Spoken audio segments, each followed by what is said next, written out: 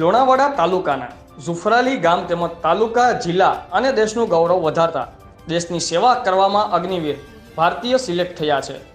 6 મહિનાની ટ્રેનિંગ પૂરી કરીને માદરે વતન ફરતા ગ્રામજનો દ્વારા ઠાકોર સનાભાઈ ભાલાભાઈનું સ્વાગત કરવામાં આવ્યું હતું। સ્વાગત વિધિમાં મોટી સંખ્યામાં ગ્રામજનો તેમજ સરપંચશ્રીની ઉપસ્થિતિમાં ફૂલહારથી સ્વાગત કરવામાં આવ્યું હતું। રિપોર્ટર શૈલેષભાઈ ઠાકોર, આઝાદ મીડિયા લાઈવ, લુણાવાડા।